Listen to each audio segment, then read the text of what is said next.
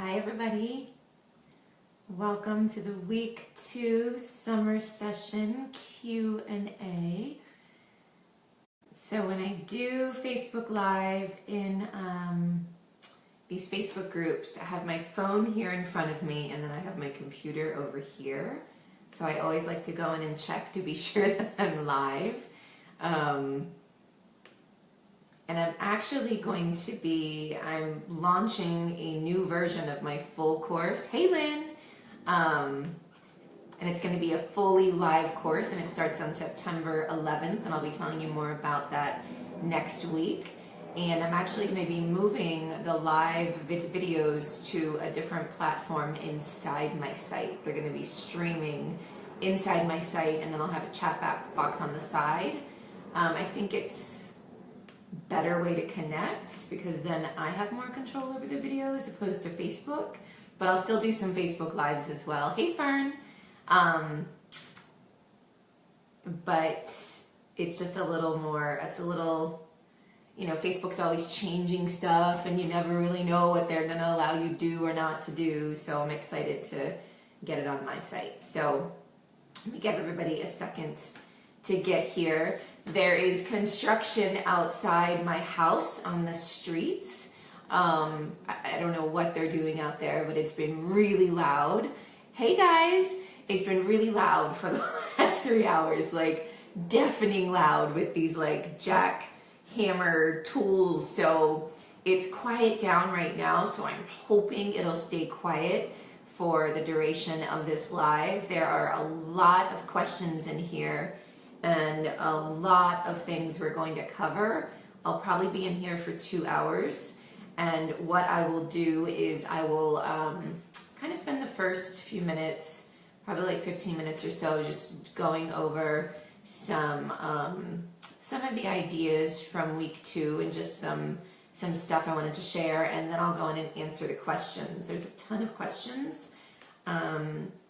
But I will do my best to get all of them. I think I'll be able to get to all of them. So let me give everybody a few more minutes to get into the group because I know sometimes it takes a while to get into the group. And you're coming, you're live from my dining room. I live in this like 200-year-old house, and the rooms are pretty small, and I'm actually going to use a backdrop when I do the live course, but and just FYI, hey guys, hey Lynn, Charlene, also just so you know, the comments scroll on my phone, and once I get going, I'm going to start ignoring the comments on the side, and then once I get into the Q&As, I'll call for more questions in the group. But if you ask a question while I'm talking, they scroll up and I can't necessarily see them, and if I spend too much time engaged in the comments, I lose my way and I get distracted. Although sometimes I just feel really drawn if a comment is, I just feel like I have to read it, then I will. But I tend to, it's better if you have a question that you want to ask live, wait until I get to the part where I say, okay, does anybody have anything else that they want to ask? And then I'll be sure to see the questions I can catch before they scroll away on the screen. That's the other reason that I'm excited to move the lives onto my site, because I'll have more control over that as well. With Facebook, the comments just go flying up,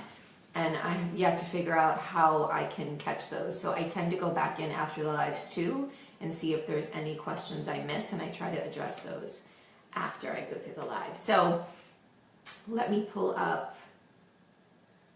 I made a little outline for myself. We'll see if I stick to it. I rarely do, but there's a couple of points that I really don't want to miss.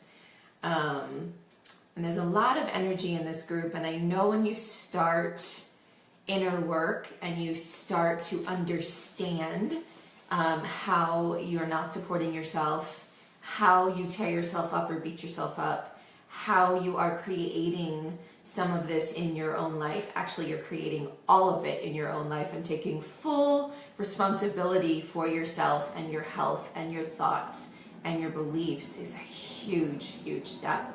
But as you start down this path, I know it can, hold on really quick. Lynn, yes, we are live. I'm just going to tell people, you want to come directly into the group to watch the feed. If you watch it from your feed, sometimes it gets stuck.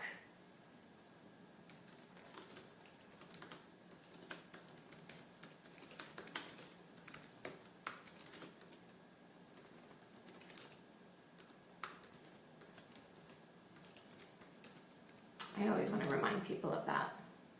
So I just posted that. Hopefully people will see that. You should get, obviously, can everybody else hear me right now? I'm assuming because I see other comments coming through. But just let me know if anybody else is not seeing the feed. It's always tricky in the beginning to figure out, is this working? Can people see me? Am I frozen? And if it's on your end, there's not much I can do. I always suggest, oh good, thank you, Lynn. I also suggest shutting down, I'm gonna write this too, shut down all other programs running on your computer, because then you have a better chance of the feed being oh thanks Jimmy, being streaming through at one time. So that's always a good tip as well. Okay, so Biba Buffalo, what a great name. Okay, I'm getting comments and stuff. Okay, so as I was saying, as you start down this inner path, which is what I always call this path, when you start to create a healthier life from the inside out, and you start to raise your awareness around the thoughts and the beliefs that are driving the actions in your life. And that's really what this summer course is all about. It's an introduction to changing from the inside out, right?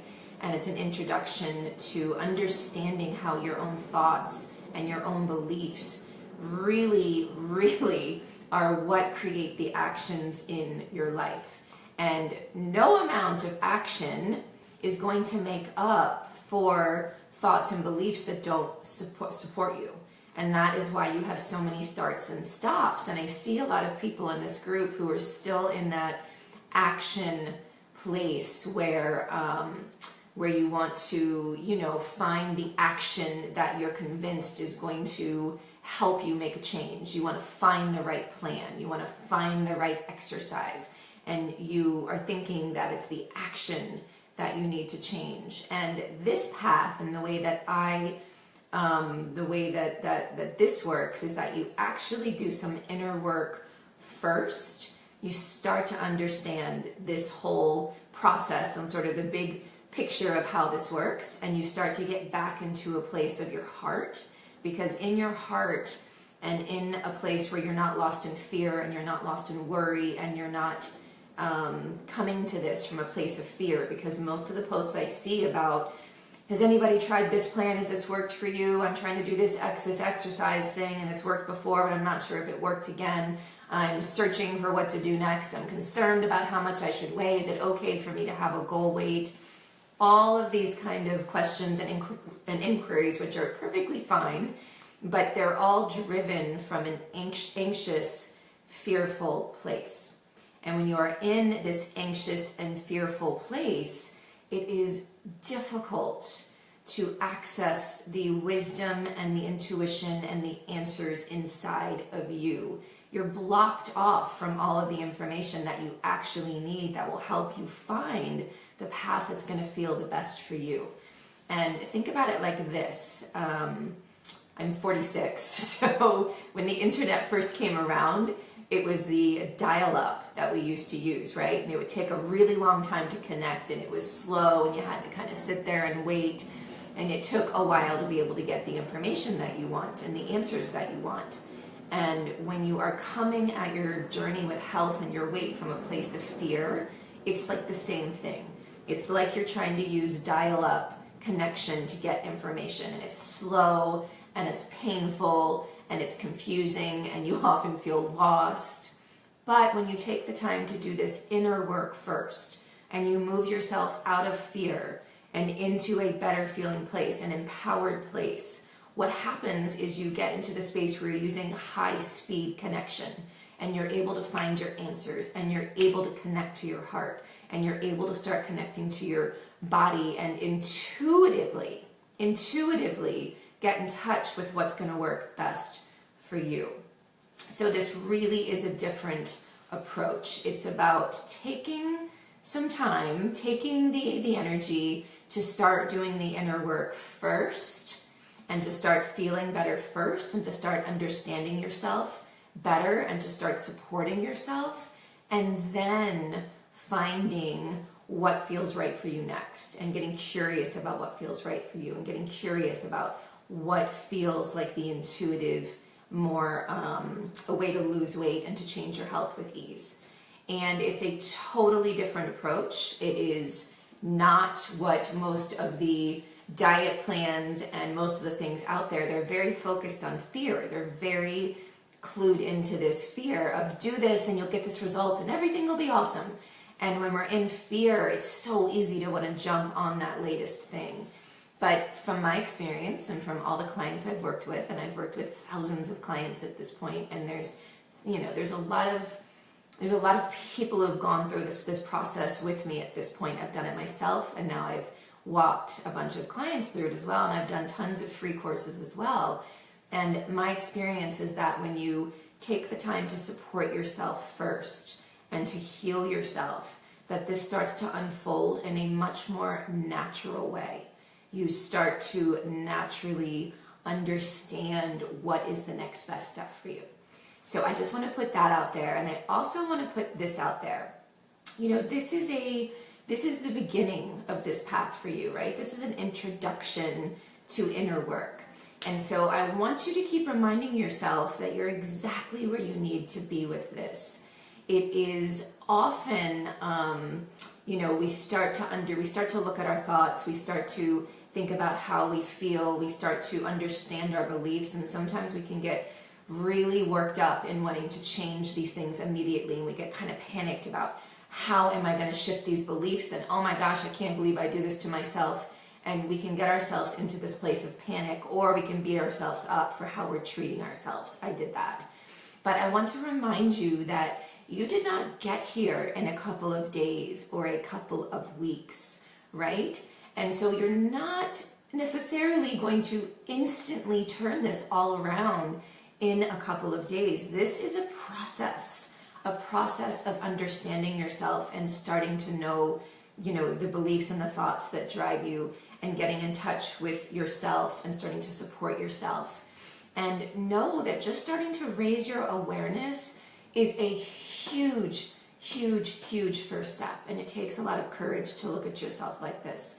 And it takes a lot of courage to show up in this group and to share in these vulnerable, authentic ways. And I want to honor all of you for doing it. It makes me cry because it's such a supportive energy in this group, and that's amazing because we all deserve that. And hiding and pretending like, putting on a false front and not being our true authentic selves doesn't serve us. And so I'm so glad that we can come together like this to support and to help each other, because I stayed alone in my struggles for so long. I mean, a very, very long time. I was so ashamed of the struggles I had, and I just didn't tell anybody. I was very, very closed down.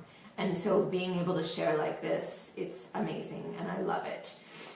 And really, this is a huge step, because once you are aware of the thoughts and beliefs that drive the things that you do, and once you start supporting yourself from the inside out, and once you have some tools to help you process these emotions in your life, and we will talk about emotional processing a lot more in week 3, and the more you connect to your body, your intuition, and the inner wisdom inside of you, what you do, how this process works, is that you start to empower yourself to make new choices that support your goals. You get yourself into an aligned place where your thoughts and your beliefs align with your goals and align with what you want to create in your life. And then instead of feeling like you have to push yourself to do things that you don't like in order to get over here to the smaller size, what you do is you're inspired. You feel inspired to care for yourself from a place of love and respect. And you feel excited to try things out and to use this experience that you have with weight and food to actually help you grow in the most incredible ways.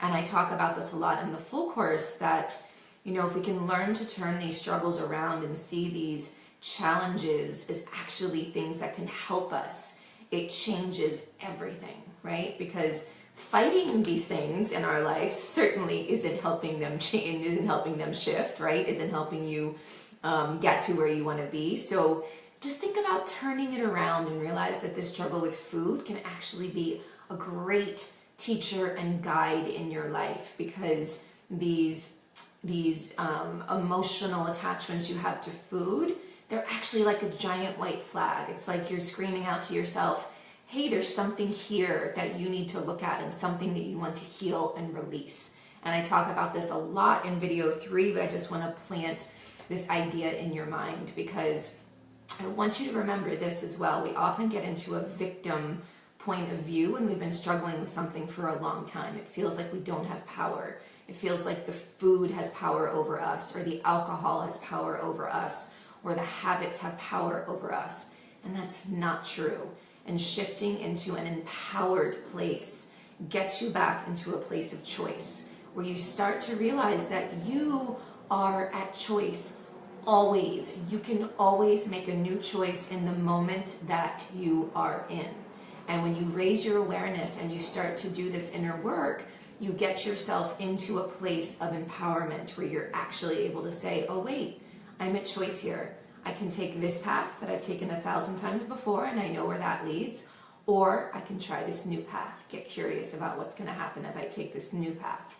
And that's a powerful place to be, because you are then in the driver's seat of your life and you're the CEO of your health, your body, and your life, right? And that's really what this whole process is about. It's about taking your power back and putting yourself at choice.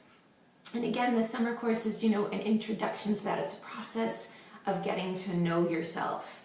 And just so you know that in the beginning of this process, it is super, super common to slide back into these old patterns that we've had, because they're familiar. They're what we're used to. So whatever happens, forgive yourself and keep going with the inner work. It doesn't mean you've made a mistake. It doesn't mean you've messed up. You're here and you're doing this, and so you're successful. And give yourself patience and time to work through all of this, because again, you didn't get here in a few days, and it's going to take you a few days, more than a few days, to start to unravel some of this. So I really want you to be patient with yourself, be gentle with yourself, and just realize that starting to look at things from a new point of view and starting to raise your awareness is a huge, huge thing. Huge. And then I also want to talk about, some of these beliefs that I'm sure, I've been reading your post and the things that are coming up. I want to talk about a couple of these, mostly one, because a lot of our issues with weight and food tend to revolve around safety, right? So safety and protection, perfection, right? And control. And I'm noticing that in a lot of your beliefs, and I'm not surprised. And, the reason that we struggle so much, as I said in the beginning, is because we cut ourselves off from the intuition inside of us, because our emotions are meant to guide us. And we push all of those emotions down when we ignore them and we deny them and we try to eat over these things, right? And so we're totally caught off from the wisdom that we need.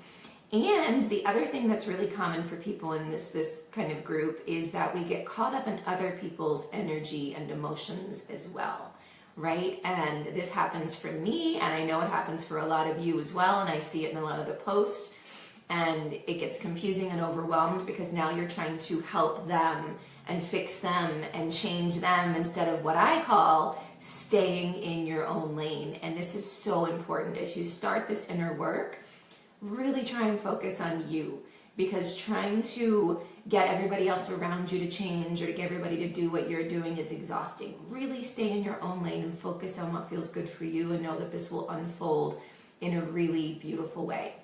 And I'll talk about these blocks and all of this, of course I talk about this in depth in the full course, but I want to talk about one block in particular right now, and it's the safety one, because I know this is a big one for people, a lot of people in this group, and it certainly was a big block for me.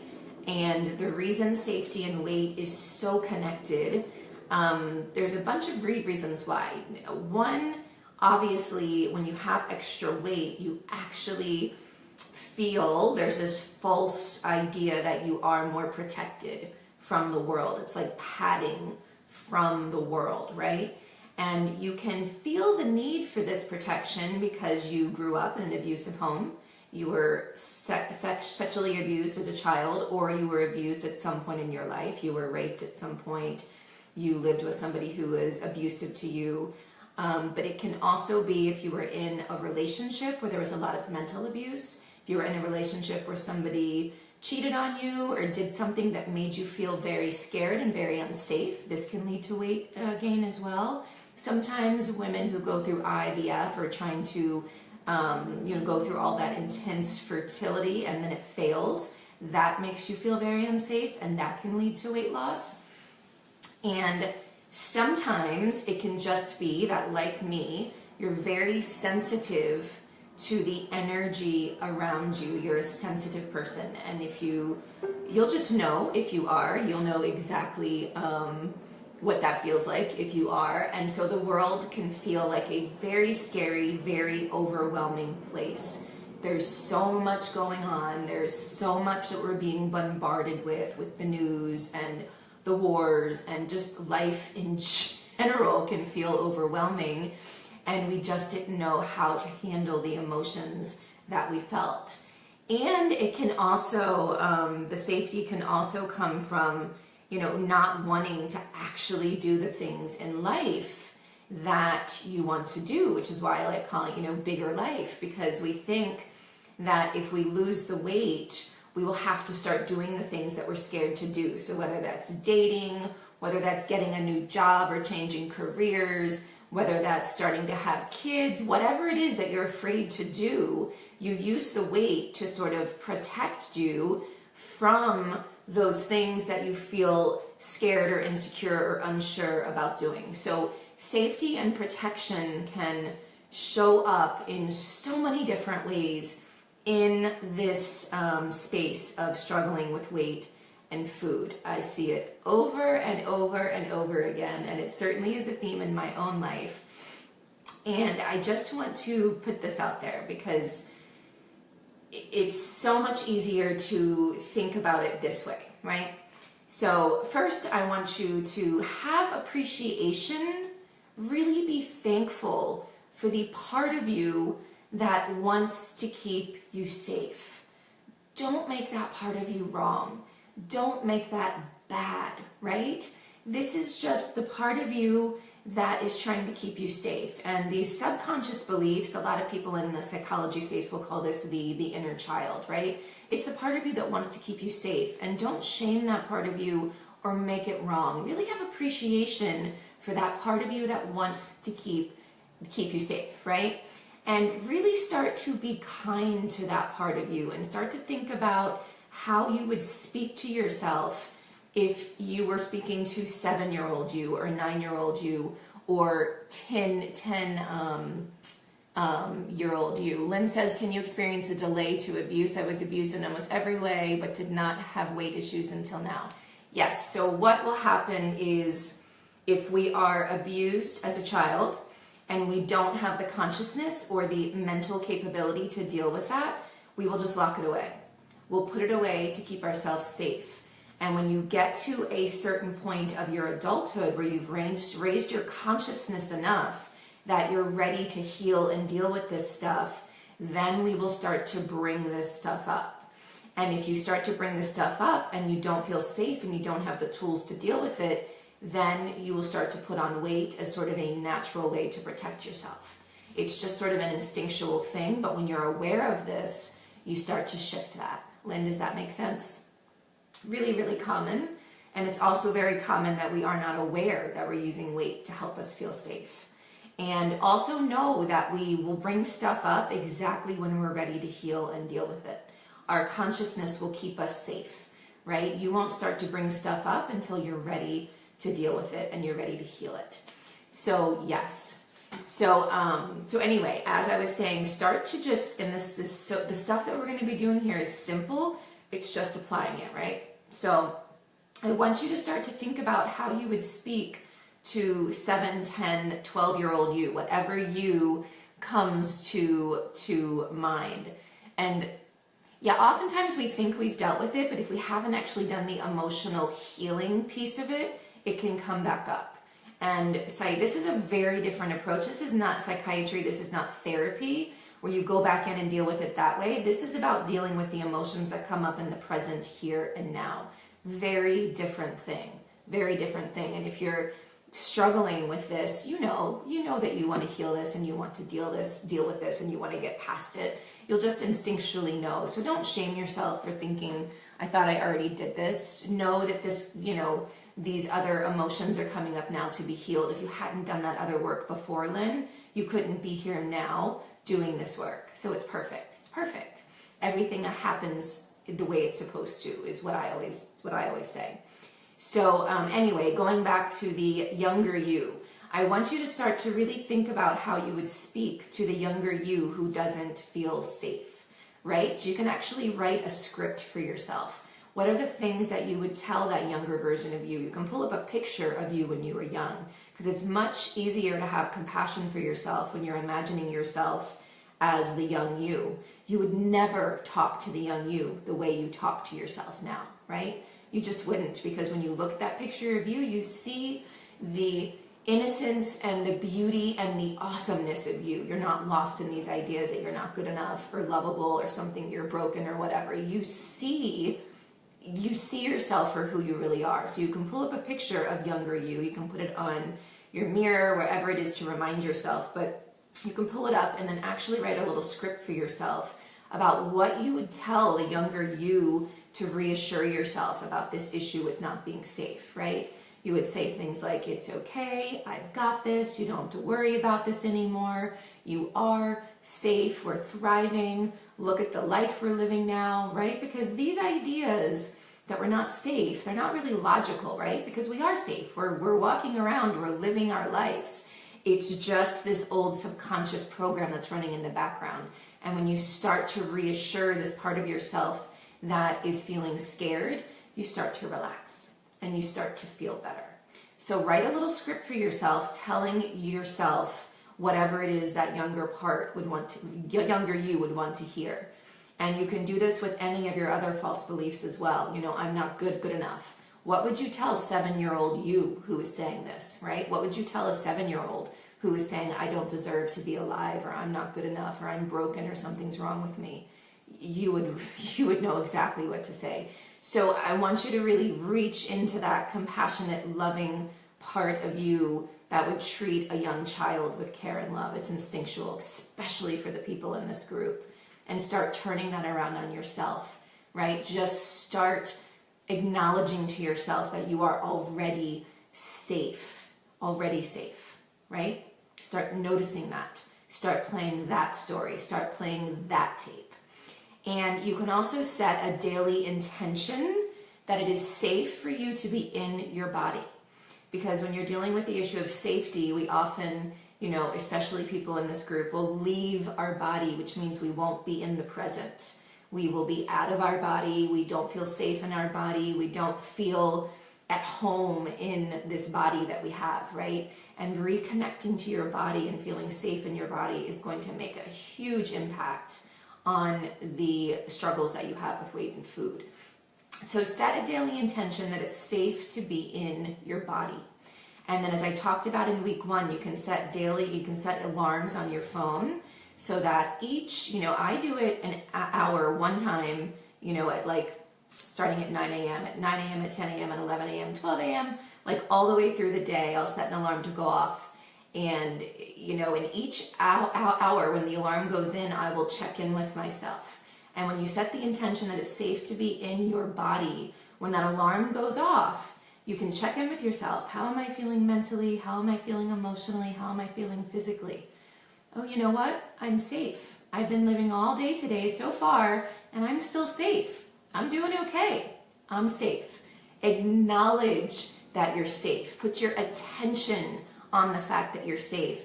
You'll be checking in and raising your consciousness around how you are actually feeling throughout the day, which is a huge habit that I suggest everybody does when you're starting down this path. It becomes instinctual after a while. I'm doing it right now.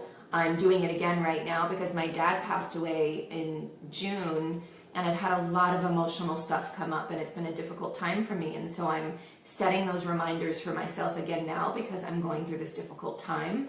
But eventually this will start to be instinctual, and you'll start to use it when you're in kind of a more emotional time.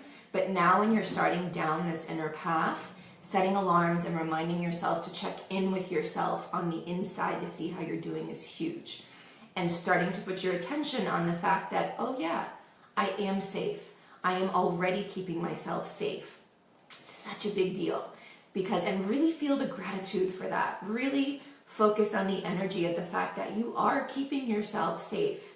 And this will start to unravel some of that program that you're not safe. It sounds simple, but it's powerful because the more you focus on how you are already safe, the more safe you will feel, the more you will relax, and the more you will start to be able to shift the stuff in your life. Because oftentimes we think we have to change our beliefs or we have to fix things. We have to fix ourselves.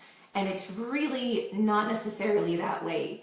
If you rather just feed the things that you do want, give energy to the things that you do want, what happens is those things start to grow in your life and you do start to feel safe. Now, of course, I go way deeper into the process of, how we shift things and how we change our, the focus and what we focus on in our lives, but just starting to feed that energy of what you want to be is huge. It is such a big step, and it'll help you. I'm using the belief that I'm not safe because I know it's a big one. I know a lot of you struggle with that, but if you're struggling with something else, like I'm not enough, you could do that with that belief as well. Start to feed what you do want. Start to notice that you are already safe. Start to notice the ways that this is already happening in your life, and the more you focus your energy there, the more that will become your real life. The less you will, you'll start to change that programming, and you'll start to reset that tape in your mind so that you will honestly start to feel like, oh, I am safe. It is okay. This, you'll start to get into that space. So that is what I have right now for that. And those two tools, one, the daily check-ins to check in with yourself. How am I doing mentally? How am I doing emotionally? How am I physically feeling? Because often we're so disconnected from ourselves, and we're running through life like chickens with our heads cut off, We're not taking this time, and it doesn't take a lot of time. We're not taking the time to check in with ourselves on the inside and to give ourselves that couple of minutes of self-care, right? Of checking in and saying, oh wait, I am able to get myself out of whatever space I'm in just by sitting with myself for a minute here. Breathing, and it sounds so cliche and people talk about it all the time, but breathing connects us to life. And when you check in with yourself, take a couple of deep breaths and really connect with yourself. And then ask yourself, how am I feeling? What thoughts are running through my mind? How does my body feel? Do I need to eat? Do I need to drink? Do I need water? Most of us ignore our own signs, ignore our body that is just screaming at us what we need. Do I need to stretch? Do I need to go for a walk? Do I need to take a break from this work? What do I need? Starting to check in with yourself on a daily basis, 10 times a day, such a big deal. And then starting to feed the energy of what you do want, and starting to acknowledge and appreciate how you are already, in the example I gave here, safe, will start to move things in a powerful way. you'll start to feel more grounded, you'll start to feel more connected, and you'll start to move out of your fearful, conditioned, egoic, overthinking mind, right? We are all conditioned. We all grow up with these conditions and ideas, and that is running the show for most of us, and we're not even aware of it. But when we get out of our mind and we connect to our heart, to the intelligence in our heart, the intuition in our heart, there's a wonderful group. It's called heartmath.org, which has all these wonderful MDs, psychiatrists, and like the scientific world starting to explore this idea of the intelligence of the heart. And that's what this program is about. It's about getting into your heart so that you have the energy and the power and the knowledge to support yourself and to change your life with ease and to respect yourself. And that's really what this is about. So that is all I have for the intro. And now I'm going to jump in and answer questions. Does anybody have any questions about the intro before I go into the questions? I'm going to quickly go on the group and see if I'm missing any comments, because sometimes they get stuck. Hold on.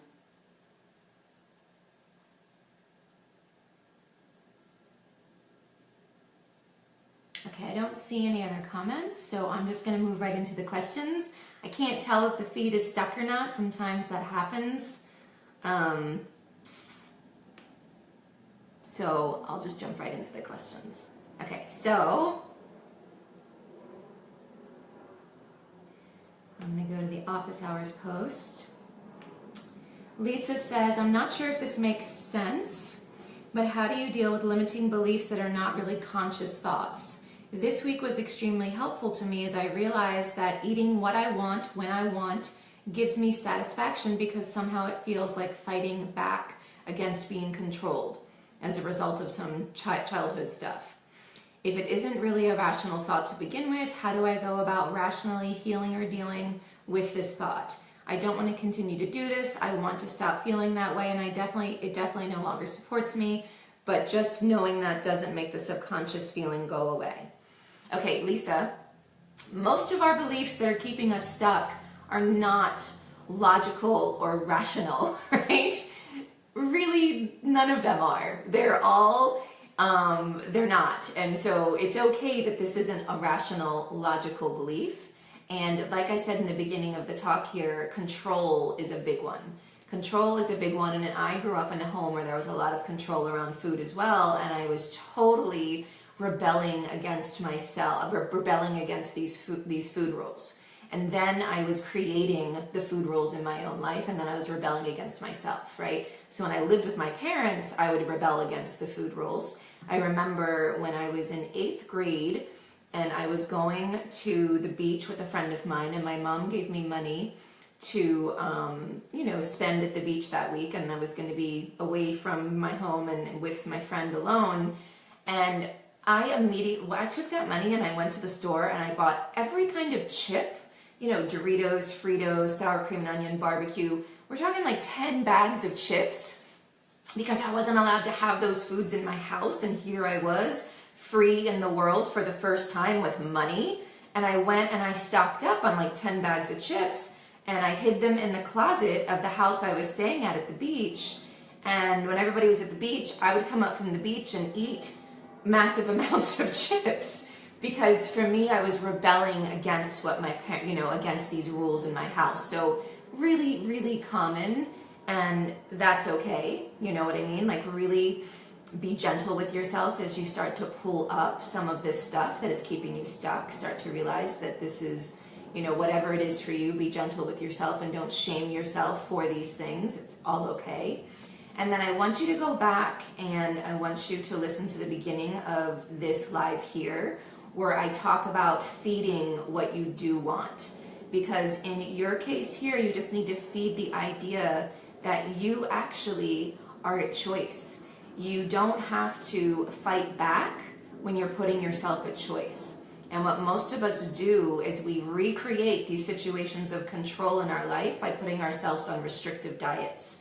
And by saying, I'm not allowed to have this food. I'm not allowed to eat this. I have to eat according to this diet if I'm going to lose the weight. And we recreate these situations of control in our life. and then we end up rebelling against this control. So when you take away all of the control, when you decide no more restrictions for me and you put yourself at choice, you take the power back. It's a very different thing from choosing, I'm not going to eat this because it doesn't support me, as opposed to having the idea, I can't eat this because it's bad and I'm bad and I need to lose weight.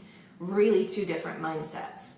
So I want you to start feeding the idea that you are actually at choice. You get to choose what you eat. You get to choose, there's nothing to fight. All you're doing is fighting yourself. And when you start to, even though it's not rational, when you start to feed the idea and remind yourself, again, go back and listen to what I talk about in the beginning of the live, where I talk about setting alarms in your phone and reminding yourself when the alarms go off. You know this is an issue that you're dealing with here, so you can remind yourself, oh, I'm at choice here. There's nothing to fight back. Like, who's controlling you, right? No one. You are. You're in control here, but you're running this old program that you're not, and so you're rebelling against yourself. We end up becoming like the controller, and we end up becoming the rebellious teenager, and we end up becoming the controlling parent in our own lives. And it's just about you recognizing that there is no one here that is controlling you except for you, and that you are in control and you have the power and there's nothing to fight back. So try putting your energy into that idea and see how that works, okay? Small little shifts here, but they make a huge difference in how you treat yourself and in how you treat your relationship with food. And again, it can take some while to take some. Lisa says, yes, exactly. Awesome. Awesome. I'm so glad you're here and that made sense to you. And believe me, I've been down that path. I get it. I get it. And be gentle with yourself as you start to do this. It can feel really off when you've spent years being, you know, the restrictive parent and the rebellious teen in your own life. When you first start giving yourself all of the control back, it can feel like, oh my God, can I handle this? Like, oh my God, am I just going to eat until I explode? And that's okay. Let yourself go through those processes and keep telling yourself that you're at choice. You have the power to make choices that support you. There's no one to fight against, and there's nobody that you need to control. You're at choice. Okay, awesome. Okay, Kathy says, how to work on self without the attached attitude something is broken. My intention is to move on from myself. I want to walk life in a bigger perspective, and that's than what I weigh and what I look like. So I guess it's about mindset. Thank you for your beautiful giving heart. Oh, you're welcome. Everybody here has beautiful giving hearts. I feel so lucky to connect with all of you. And I always say this, but I just want to say it again here. This helps me as much as it helps anybody else here, because you teach what you need to learn. And the more I talk about this and the more I share what helps me, it's also super healing for me. And honestly, I always say this too, you don't really need me. You need to get back in touch with your own intuition and your wisdom inside of you.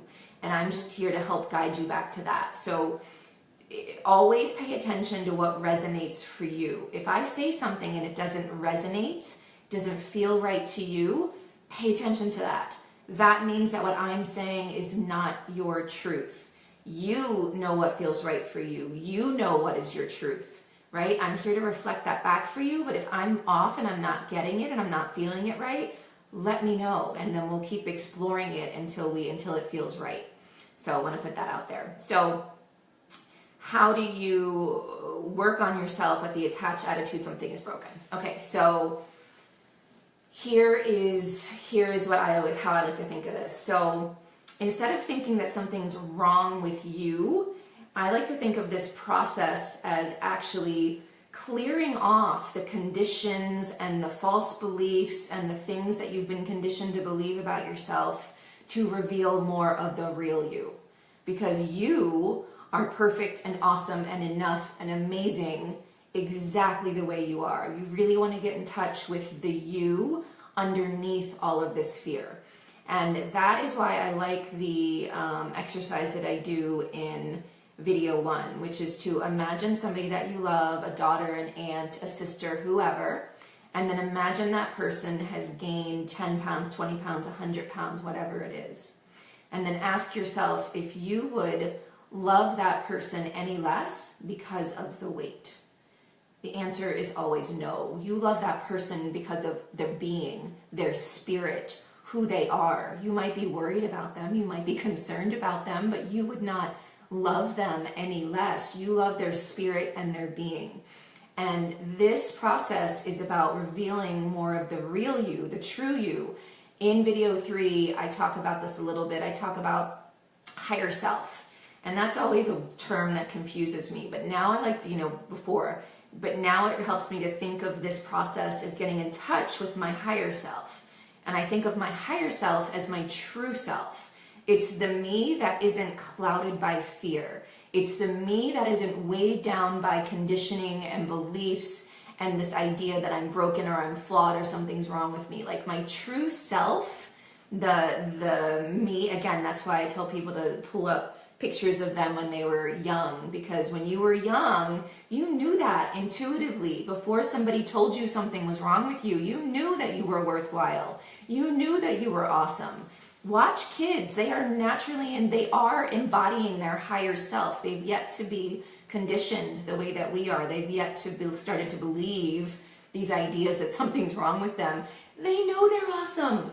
They walk around feeling that way until, they get to a certain age and they start taking on these beliefs. So this is not a process of changing you, the core you. It's about clearing away the fears, the conditions, and the belief that block you, the true you, right? So hopefully that makes sense. It is about mindset, and it is just shifting those ideas. There's this beautiful video, and I'll see if I can find it, and it asked, the question to a bunch of women, what is it that you would like to change about yourself? And everybody has these, I changed my nose, I'd lose weight, all this stuff that they want to change. And then they ask a bunch of kids what they would want to change about themselves. And the answers are like, I'd love a mermaid tail. I think that'd be an awesome change. I think I'm pretty awesome the way I am. I don't think I'd change anything.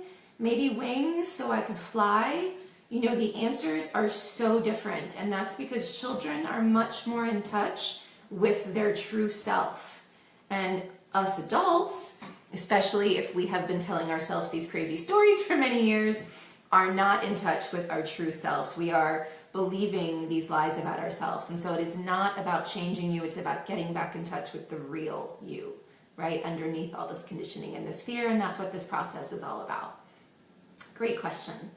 Okay, Lisa says, hi Heather, my question, I'm a numbers person, so a lot of my inner thoughts have to do with, am I doing this with calories in and out, and why isn't it working? For example, yesterday I tracked calories, burned on my Fitbit, and I ate 1,800 calories per my MyFitnessPal. This is a pretty typical day for me, yet I don't lose weight. It's an age thing, a metabolism thing. I'm 46, thanks for any insight. You're my age, I'm 46 too. Okay, so here's the thing with numbers that you don't hear a lot, and I want to, I just want to put this out here, because that different people can eat this, how your body processes food and how you lose weight has to do with this inner work so much more than you think. And there's a lot of research on this, on the stress response of the body. And when we put ourselves into a stress response, when our bodies are in a really stressful place, and we do this with our thoughts when we're anxiously thinking about things and we're always stressed out and we're not supporting ourselves, which is what most of us do, a lot of times our bodies don't recognize this stress as just our worrying thoughts. It assumes that you're in danger in some way and that maybe a famine's on the way. And so it shuts down your body. The stress response causes your body to shut down, and your metabolism slows down because you're all stressed out. Your body thinks it needs to hold on to the weight that it has because you're in a stressful situation, and so something must be coming bad. And so it holds on to weight, and your metabolism can slow down when you're in this constant state of stress. So Lisa, I am guessing that you are stressing yourself out with this kind of obsessiveness about, calories this, calories that.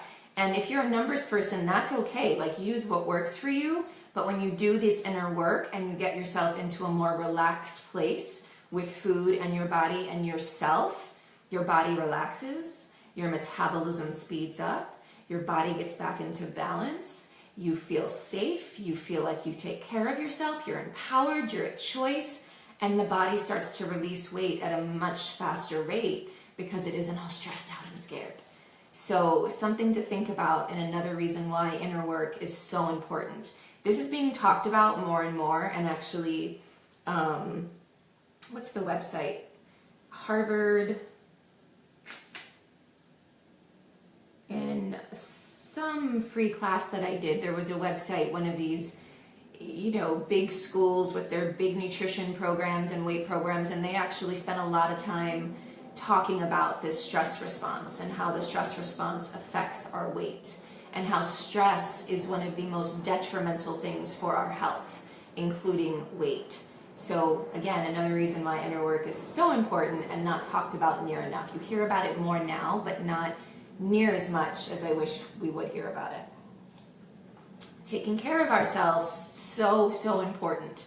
And then once you do that, and once you do the inner work, then you can start playing with different calorie ranges and noticing, instead of how much weight did I lose, notice what feels right to me. Does my body feel good at this calorie range? Is this calorie range good for me? Do I need less? Do I need more? Like, you start getting a lot more flexible with it, and you start getting curious about what you need once you are in a much more balanced, relaxed place, and once you are feeling good about yourself.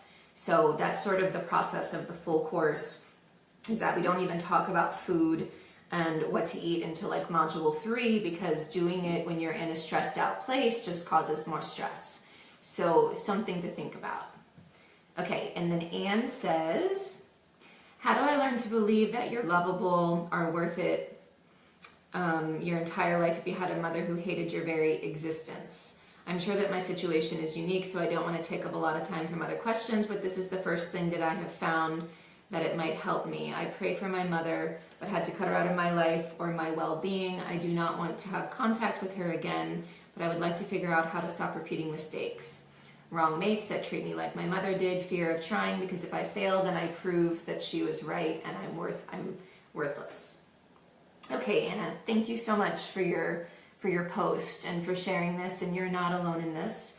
And it is a very normal thing to repeat whatever happened in our childhood. My father, who recently passed away, he didn't have a lot of love for himself, and so he didn't have a lot of love to share with us, and he was often angry and difficult. He never said, I love you. He never hugged us. He just wasn't available. And he just could not love us. And I used to think that it was because, and I'm sure you're thinking the same thing, it was because of something that I did, right? I must be flawed or broken in some way that my own father can't give me love. But the same thing that is true for my father is true for your mother. People who can't give love to somebody else, and certainly a parent, that is never about you, it is about them. They do not have, when you don't have love for yourself, you do not have love to give. And when you have hate for yourself, you project that hate onto the people around you.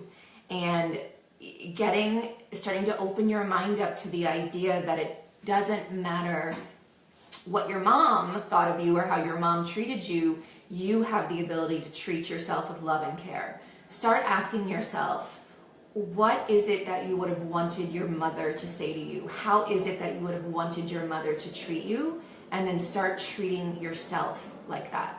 Start giving yourself the love and the attention and the affection that you didn't get from your mother, and you will start to heal this, and you will start to shift this, and eventually you will start to forgive your mother, because you will start to have compassion for her. You don't have to feel sorry for her. She doesn't need your pity, but you'll start to have compassion for her.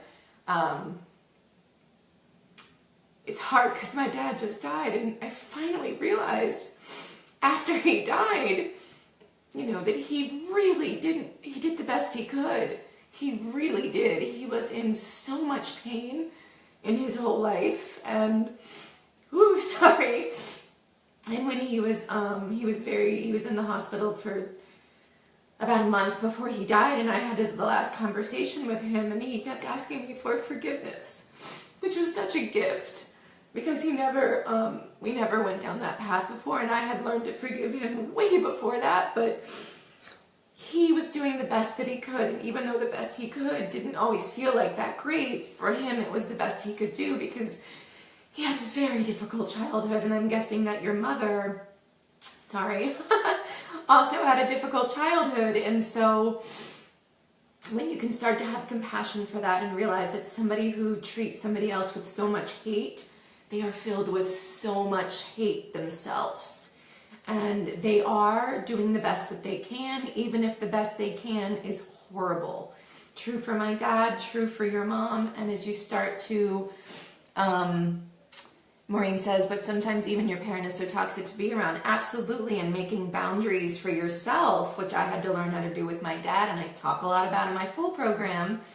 You have to decide that you can't be around that anymore. And you can, when you make that choice from a place of compassion and a place of self-care, instead of from a place of defense and protection, right? When you decide being around my mother is no longer good for me at this point, and this is the compassionate thing to do for myself. I used to do this with my dad, and we would go back and forth with this, because sometimes I would just need some space, but I used to say, I can either choose to be kind to myself, or I can choose to, what is it that I used to say? Oh, I can choose to care for myself, or I can choose to care for my dad.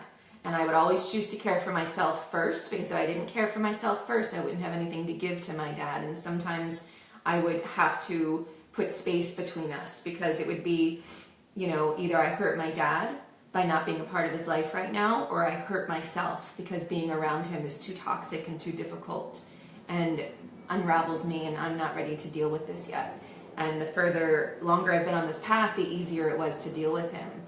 And so being able to set those boundaries for yourself is a part of self-care. That's a part of how you love yourself. How you love yourself is how you speak to yourself. It's how you treat yourself. It's how you show up for yourself. It's how you feed yourself. Do you set boundaries for yourself? Do you take time to care for yourself? Loving yourself is about the little things that we decide to do. You know how to think about a child. You know how to love a child. You also know how to love yourself. You're just not taking the time to do it. It's about caring for yourself. It's about making yourself the most important person in the world. Because if you don't care for yourself, then you have nothing to give somebody else. And so, Anna, with your mother here, it's starting to turn that mindset around and starting to have compassion for yourself, compassion for her, and starting to give yourself the care that you wish your mother had given you. You don't have to have contact with her. You can actually do all of this inner work without ever needing to contact the other person. That's the beautiful thing about this kind of work. It's you do it yourself, right? Never apologize for allowing yourself to show feelings. Thank you so much. Yeah, I always, it's always a little bit, believe me, I cry in my Inner Circle Facebook Lives all the time. And I've gotten much more used to it, but sometimes it can feel a little overwhelming to be, doing a live like this and crying. But you're right. You're absolutely right. It's, being able to be authentic and express our emotions is a really good thing. It can sometimes feel, I feel things in a very deep way.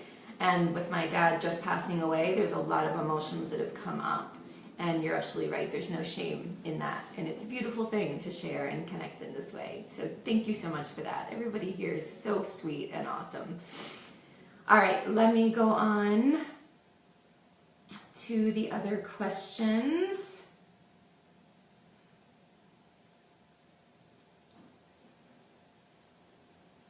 And obviously, in a group this big, I can't get to every single comment and every single question, but if one person asks a question, I know that more than one person is feeling the same way.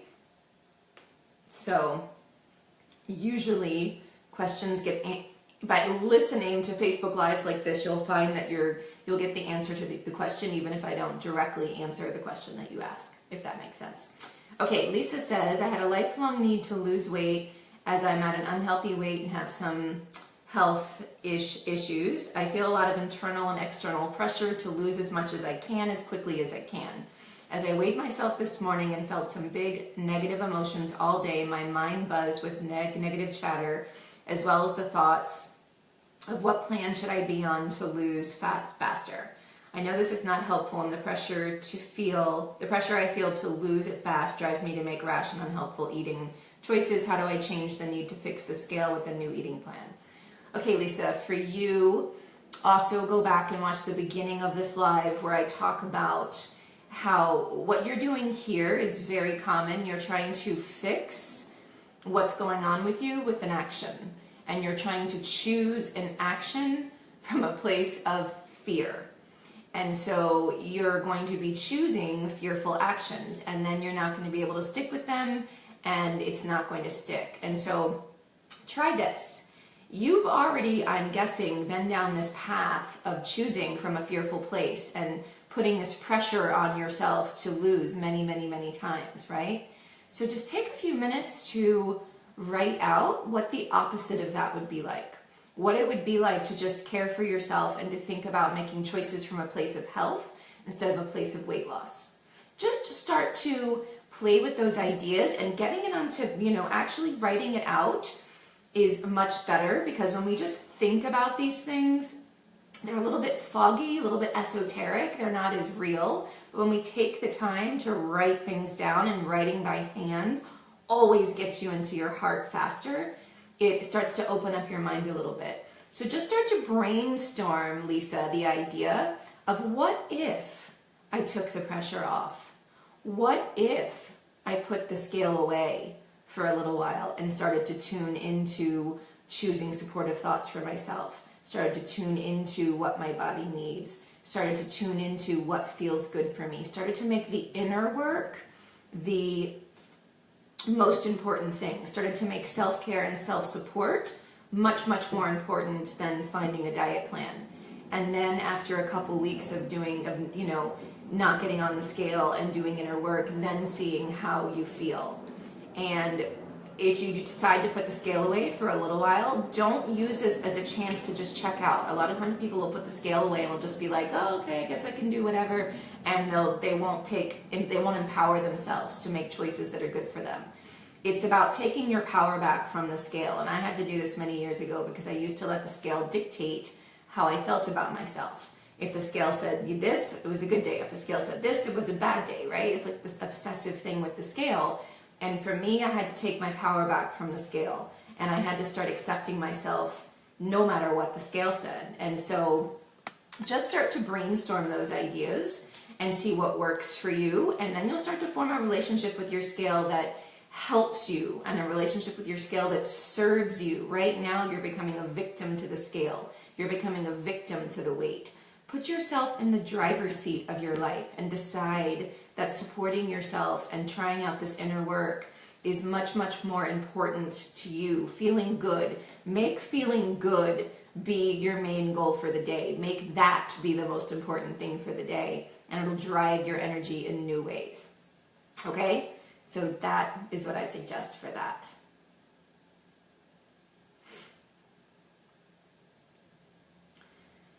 Okay, Barbara, are you here right now?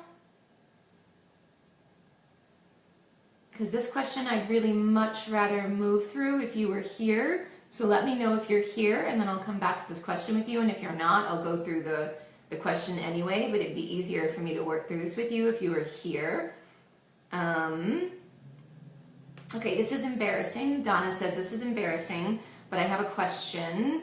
My biggest overriding belief is that I'm not good enough. I do not say this in an effort to gain sympathy or attention. In fact, if you were to disagree with me, I would lose respect for you and become mad. Because how could you look at me and think anything else when it is so obvious?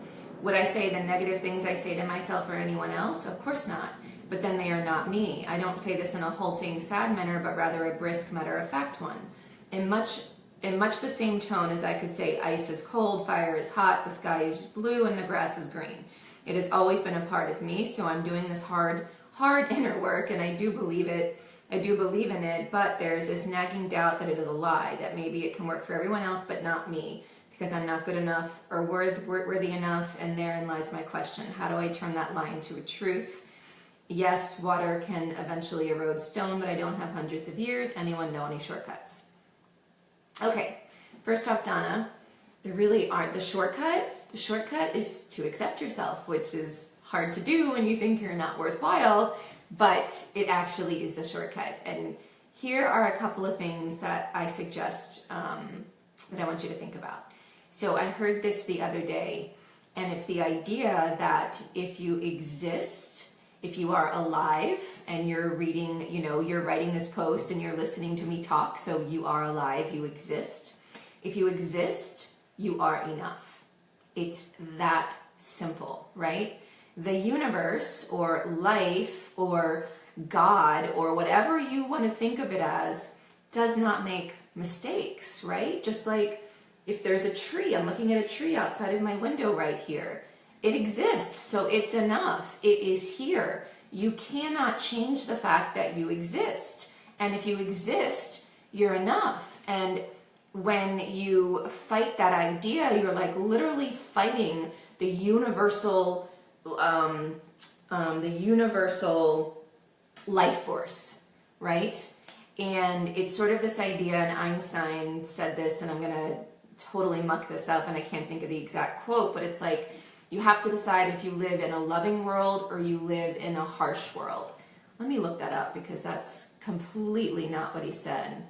Because I love this quote, and that didn't even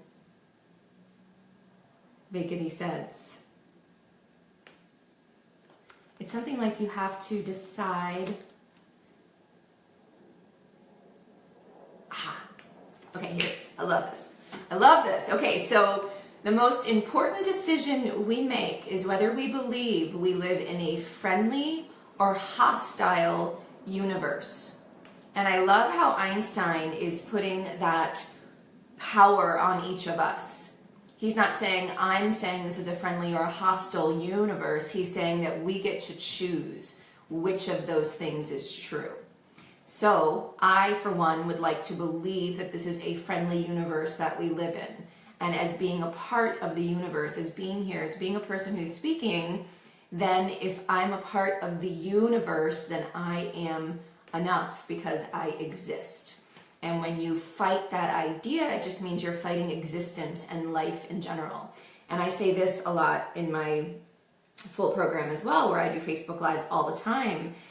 I like to think of life in this way. I like to think that the same energy that creates a flower, right? The same energy that turns a flower bulb in the spring, planted in the spring, that grows it and turns it into a flower, like that energy, whatever that is, nobody has to sit there and tell the flower to bloom. Nobody has to tell the flower how to make the petals or how to make the stem, right? The flower, that energy, the life energy, life force that I can't begin to truly understand, but that life energy force that is able to grow this flower, that same life energy force is flowing through me. And I believe that that is a friendly energy, a life-giving, beautiful energy that I can trust. That is what I choose to believe. And I can also choose to believe that that life energy that is able to take a flower bulb and turn it into a beautiful flower, that same energy is flowing through me. And so life is happening for me. Life is for me. And these things in my life that come along and trigger me and the struggles and whatever, they're actually helping me to clear out the emotions and the conditions and the fears and the beliefs that disconnect me from my true self, right? That energy is for me. Life is for me. And we start to look at our life from an entirely different point of view when you start to think about that. So the overriding belief that you're not good enough, the reason that feels so bad to you, Donna, is because it is in direct contrast to universal life force, which is that if you're alive, you're good enough. The universe doesn't make mistakes, right? But obviously this is a belief that has been playing in your life for a long time and something that you have taken on as truth, but it's not truth. It's not truth. It's just a conditioning. It's just a belief. And the way that you break that is to start to raise your awareness around it and to start to shift those stories and start to tell yourself a new story. And as I talked about in the beginning of the live, you start to feed the energy of what you do want. You start to put your attention on the things that you want to focus on instead. And hold on, I'm reading your post again.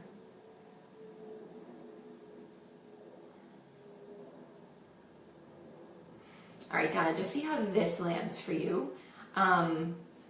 There seems to be this feeling that I'm picking up from reading your post that believing this in some way keeps you safe, because if you truly believe you're not good enough, you don't have to put any effort into changing your life, because why would you bother? So in some ways, and this is true for all our false beliefs, they're always serving us in some backwards way, right? It has to do with safety. So it feels to me like this is actually a belief that you're scared to let go of, because that means you'll actually have to start doing things in your life to change. Right now you so firmly want to continue to believe this, and your energy is so locked into this that you're going to have to start to just open your mind to these new ideas, because you're at choice. And you can choose to continue to believe this, and you can choose to continue to send these stories to yourself. And you know where that's going to get you. Or you can just start to gently start to do this inner work that I've started to talk about in modules 1 and 2, which is starting to pay attention to the messages that you send to yourself and send yourself other messages instead. Starting to notice how you feel emotionally, mentally, and physically, and starting to treat yourself with respect and care. That is how you start to turn this around. I would suggest, like I said for somebody else earlier in this call, get a picture of you when you were young and start to connect to that part of you when, you know, to that smaller you, and start to write a script. What would you tell? It's young Donna. You know, I don't know what happened in your childhood, but start to connect to you when you were young and you had that intuitive knowing that you were good enough. And it is there. You can get there. So just know that you're ready. You wouldn't be posting here if you weren't. And I can feel it. You're gonna be rebelling against this. I can almost hear you saying, no, you don't know. I'm really awful. You can't convince me. I think you're awesome. But you're gonna, rebel against this a little bit, but just keep going with it. Keep trying. Pull up a picture of small you. Write a script that you would tell small you. Start noticing the messages you send to yourself and start thawing this out.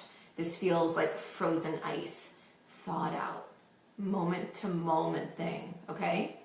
You're doing great. I know that this can seem impossible when you start, and I had so much self-loathing for myself after years and years and years of not only food abuse, but drug abuse, heavy drugs, cocaine and ecstasy for years and years and years and years, and alcohol abuse and relationships that were just disastrous. And I mean, everything you can imagine. I just treated myself horribly, and I had so much self-loathing.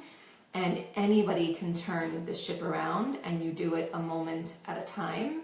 And you do it by starting to thaw out these ideas that aren't true and getting in touch with the true you. Okay? See how that lands. Okay, Bethy says, after doing the homework for both weeks, I've discovered why I'm doing this is tied to the belief that don't serve me regarding weight loss and other things in life. Any thoughts on what to do when inner work makes you question your own identity? I know what to do and believe it's the right path, but I'm questioning the motives behind it and I'm not sure. Okay, Bethy, this is really common too, and I addressed this in an earlier question, but I'm going to repeat it here again.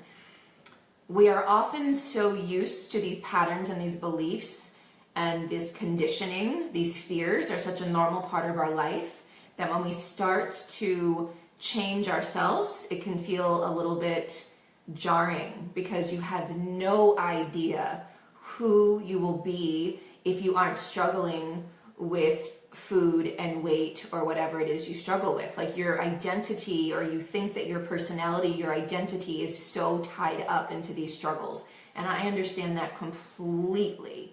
I remember when I started to do this inner work, I was like, I have no idea who I am if I'm not the person trying to fix myself, if I'm not the person trying to overcome drugs, overcome my issues with food, fix my marriage, blah, blah. I mean, the list went on and on and on. I was like a continuous fix-up project, right?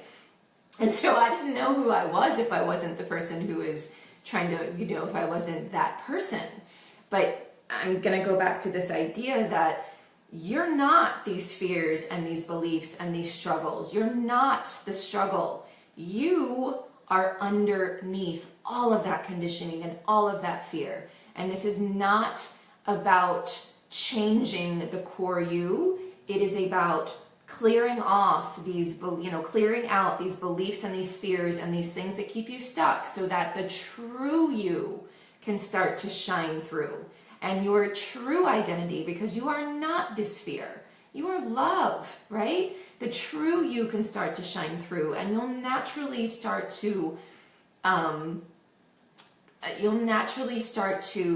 what's the word I'm looking for, is the true you. As you deal with these fears, that will happen in a very natural way. You'll just start to feel more like yourself. You'll just start to connect more with your real self, and you'll start to follow what feels exciting and right for you. It's a really natural process, but it's also really normal in the beginning to feel like you're losing your identity because you're so tied up in the struggle, and you spend so much of your life thinking about how you're going to fix yourself and thinking about the next diet and the next plan and the next this and the next that, and you're not actually living your life because you're waiting till you get over here to live your life. And when you do this inner work, you start living your life here, like right now, right here. And sometimes people get confused about smaller size, bigger life. This is not about getting to a smaller size and then having a bigger life. It's about living your bigger life now. And it's a process, but just open your mind to the idea that you're not your fears. That's not your identity. You're underneath there.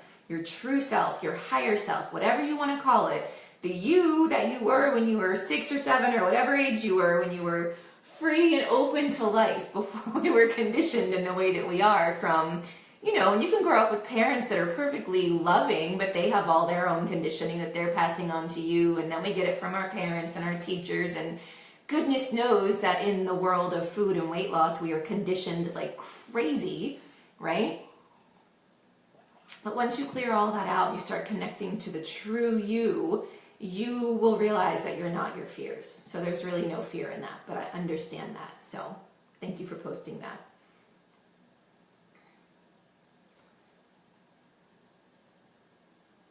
Let's see.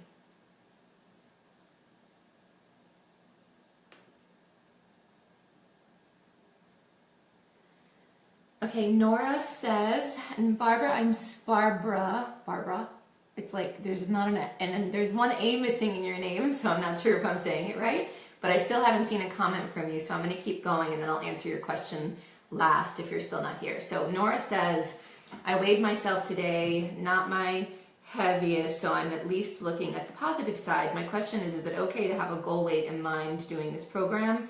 I think for me it's losing 42 pounds, or will that make it worse?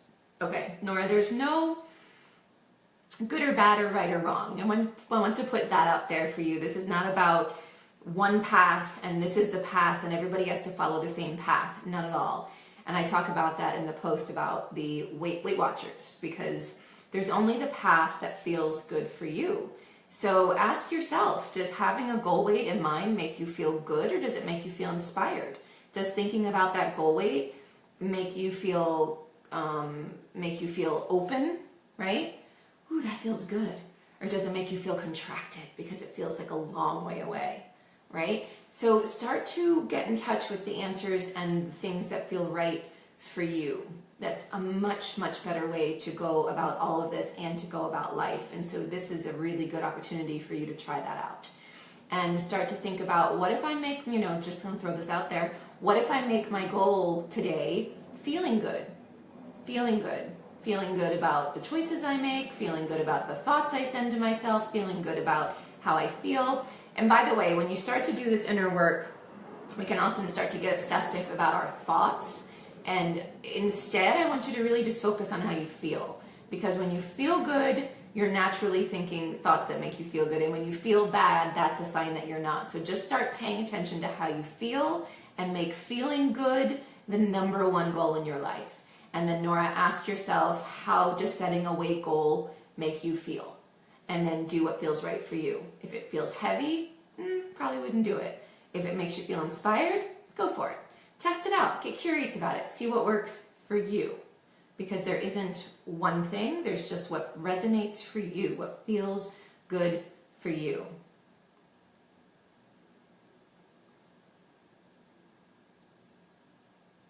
Okay, Betsy says, this week's exercise made me boggle my own mind. I feel that weight loss will definitely, you know what, hold on really quick. The comments aren't scrolling on my phone, which I always get nervous about. Because I can't tell if I'm missing comments or not.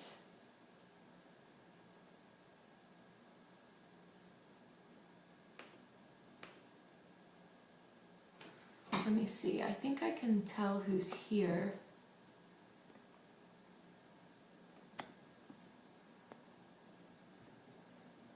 Hold on, you guys. I also have this light that shines back here, so I'm not sitting in the dark, and it's like this big light, and it always makes me super sweaty when I do these lives. Okay, I can't tell who's here, so I'm just going to answer it. I think there's just 2 questions left. So Betsy says, this week's exercise made me boggle my mind. I feel that weight loss will definitely be hard.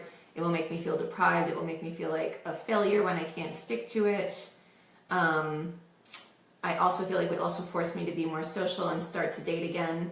Of course, I know I don't have to do these things, but the possibility of making them makes me uncomfortable. The weight I have put on has caused me to build a wall around myself that isolates me from anything that may require me to feel hurt, shame, disappointment, or vulnerable in any way. Wow, Betsy, this is awesome. This is an awesome insight that you're having here, just FYI. That's a big deal that you're seeing this.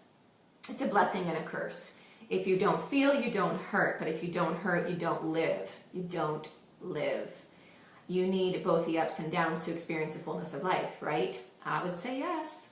I also have this belief that if I lose weight, it will be the solution to most of my problems. I'll be healthier, I'll be more attractive, I'll be able to wear cute clothes again, I'll feel more confident and therefore be more successful in my career. It seems like the more I want these things and to lose weight, the further I get from my goal. The more I want to break out of the self-created prison, the higher the walls get. I feel as if I'm stuck and I don't know how to get out. That all being said, I want to need to change my limiting beliefs. These beliefs absolutely do not support me, and I am now the person I aspire to be. I have lost weight before and believe I have the strength in me to do it again. I believe I'm a fighter and have overcome many obstacles in my life. Good, keep holding on to that idea that you can do this, because you can. I believe I deserve to live a life to the fullest and need to take chances, even if it makes me uncomfortable, because I know I can handle it. Love that. I believe my body is worthy of love and care. I believe I can make a commitment to myself and honor that commitment because I'm worth it. Yay, I love all of that. So let me address the 2 parts here. Okay, Betsy, part one is I want you to remind you, and I talked about this earlier in the video, I want to remind yourself that you're at choice. You don't have to do anything you don't want to do again. You don't have to be more social. You don't have to start dating. You don't have to buy new clothes. You don't have to do any of the things that you're scared about doing. You are at choice. So I want you to just keep reminding yourself, and go back to the beginning of the video and watch where I talk about feeding the energy of what you do want, and keep reminding yourself that you're at choice. Even if once you lose the weight, you don't have to do any of those things unless you want to. And you can make those decisions down the road. Don't cloud your time right now in the here and now with the what ifs of, down the road. You're at choice. You get to choose if you want to date. You get to choose if you want to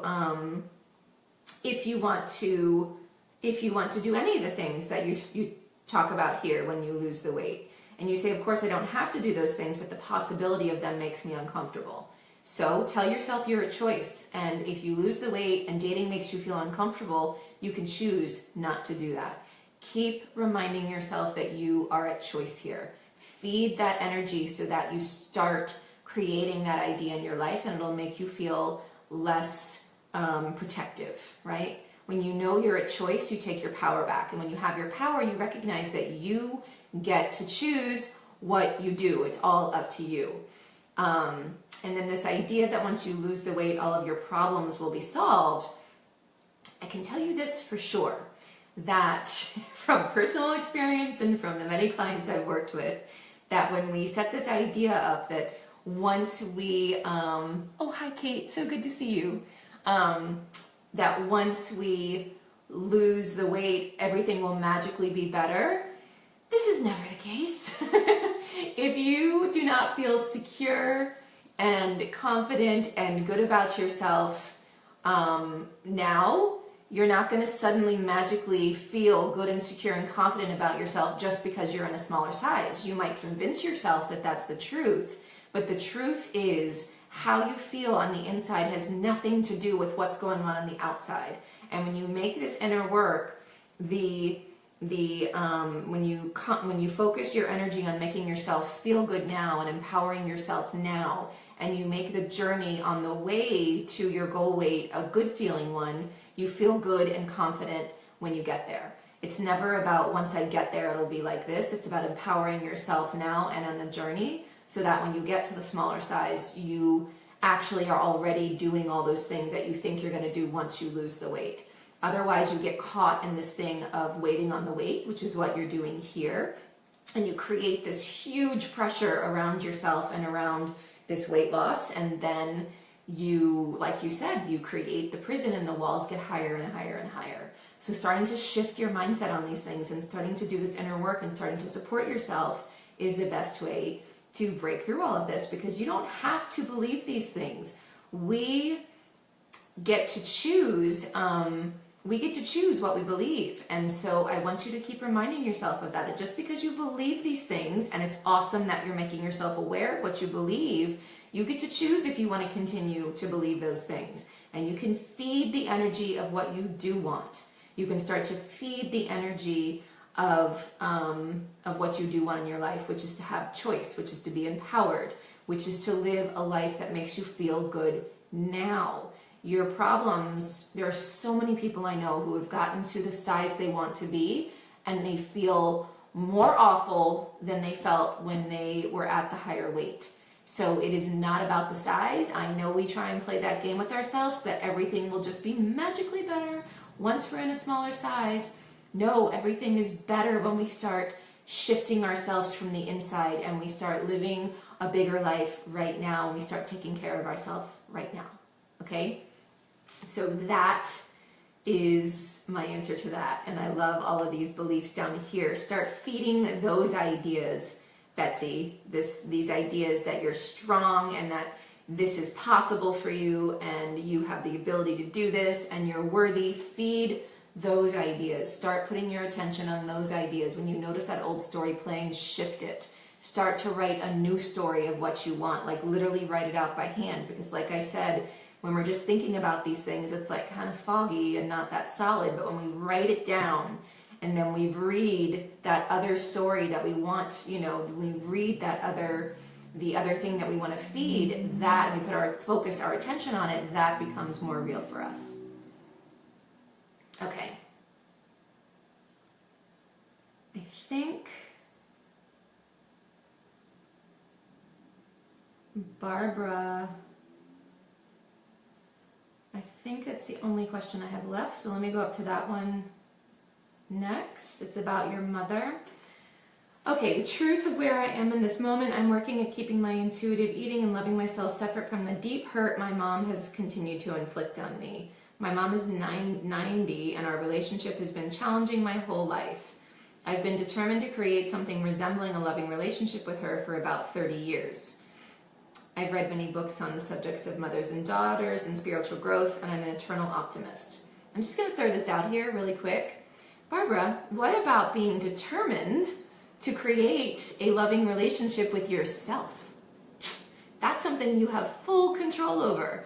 Your mother and what she does, you have no control over, but you can fully control and determine the kind of loving relationship you have with yourself. Just start to think about switching that focus a little bit. Okay, forgiveness is a huge part of it, right? Understanding what and where she comes from and recognizing her own self-esteem. Totally agree with you. I cut her off. I cut her a lot of slack due to her age, although her mental function is still good, but forgiveness doesn't really work when there's new abuse.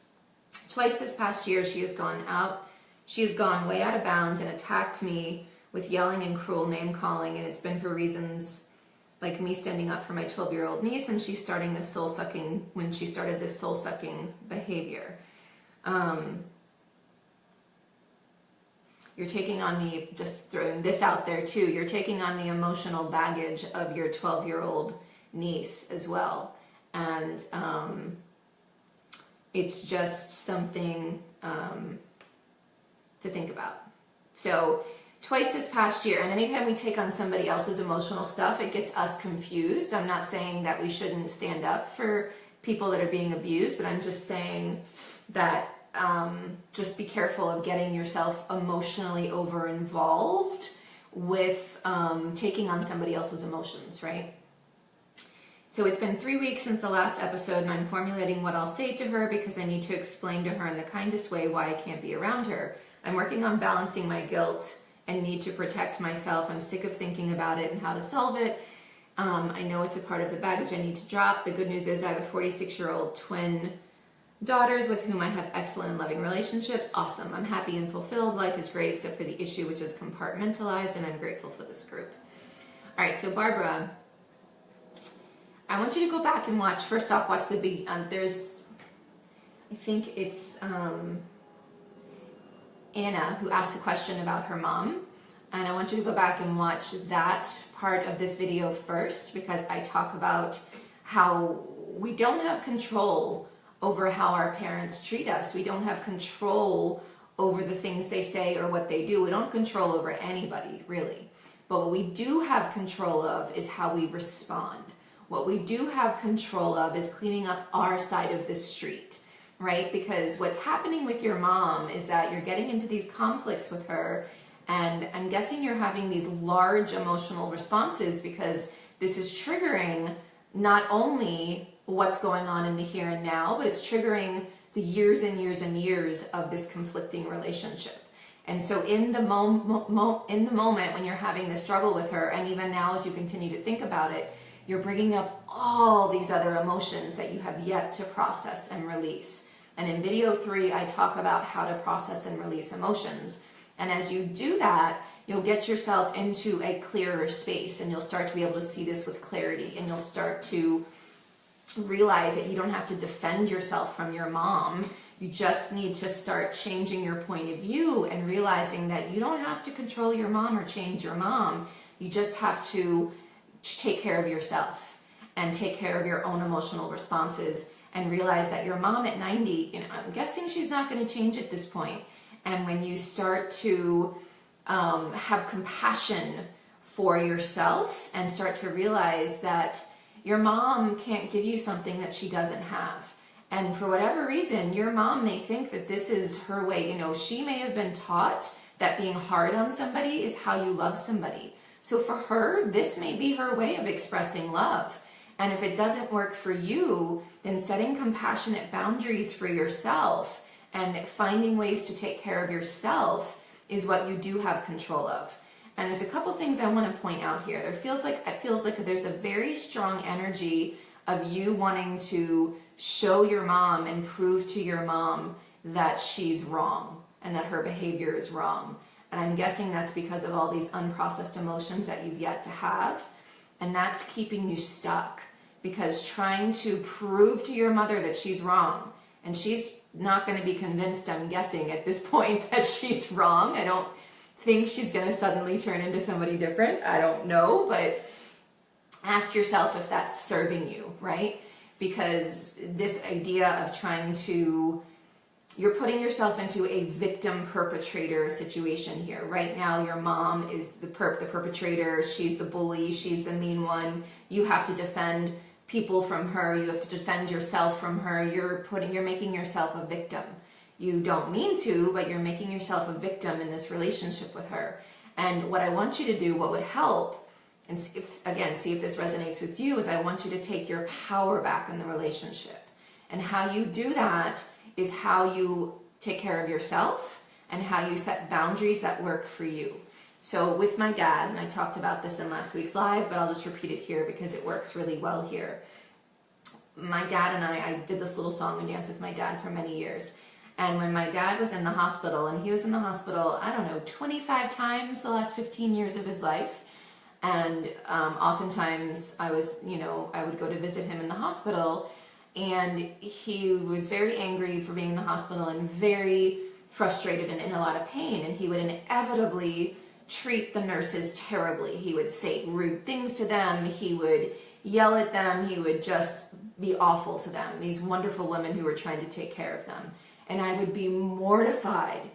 And for many years, I would try to convince him that this was wrong, and I would beg him not to do it. I'd be like, Dad, you cannot treat these nurses like this. It is so wrong. It is so awful. I'm so embarrassed. Can you please not do this? And I would literally give him all my power because I couldn't feel good until he changed, right? And that is me giving him my power. And finally, after doing all this inner work, one day it dawned on me that next time he did this, I was going to try it a different way. So when he did it, and I'd get triggered, and all of these emotions would come up for me, and I'd start to, these false beliefs would start playing. And for me, it was, you have no power over this situation. You are not being treated the right way. It would trigger me and remind me of all the ways that my dad had talked harshly to me. And it would play this story of, this victim story of, why did I have to have this dad who's so mean and angry all the time? And suddenly I'd be a victim, right? So when he got angry at the nurses again, I noticed that was coming up. My awareness was there. I excused myself. I left the room. I gave myself a minute to process the emotions and to notice those stories that were playing and to choose to believe something else instead. Instead of believing that I was powerless, I said, Heather, you do have power.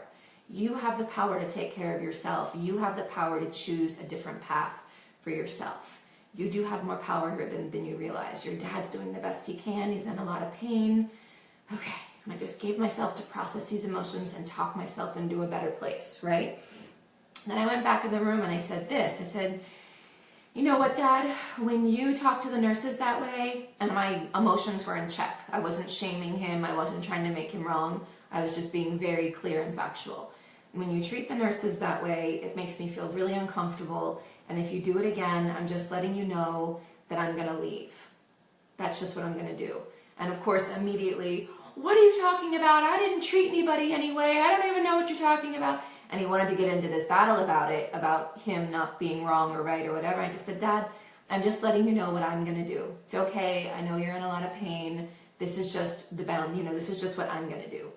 And it felt so good to not shame him, to not make him wrong, and to also set those loving boundaries for myself. And eventually, he ended up being mean to the nurses, and I had to leave. He was pretty good for a little while, and then eventually, he blew up again, and then I left, and I felt really good about leaving because I wasn't doing it in this shameful, you're so awful, you're so wrong kind of way, which just makes me feel bad, right? I did it in this really compassionate way. And so same thing with your mom here. You're taking away your own power. You're giving away your power to your mother here. And I really want you to start thinking about how you can empower yourself in this situation with her, and also notice what's getting triggered for you here. Is it a feeling of powerlessness? Is it a feeling of things will never change? It is a feeling of I can't take care of myself? Is it a feeling of, what's being triggered here for you, and how is that playing out in other parts of your life? Because this feeling of I have no power here and this is never going to change, I'm guessing that might be playing out in your journey with weight as well.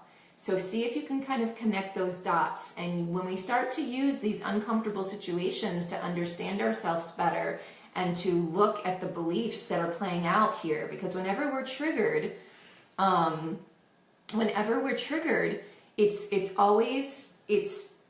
always want to make it about the other person. This person said this, and this made me feel this way, right?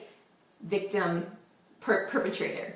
But Wayne Dyer always says that when you squeeze an orange, regardless of who's doing the squeezing, you get orange juice. So when somebody squeezes you, whether it's your mom or it's somebody else, whatever comes out, those emotions were already inside of you. So this frustration and this anger and these feelings are being triggered by your mom. And you can use this situation to help you clean up whatever's going on with you, and then you'll clear the path and you'll start to connect with your intuition, and you'll stop feeling like you have to defend yourself from your mother, and you'll start taking your power back in the situation here. Because you can't forgive somebody when you're in this place of trying to make them wrong, right? We need to be able to find compassion and understand that this is the best that your mom can do. It sucks, it's not that great, but this really is the best your mom can do.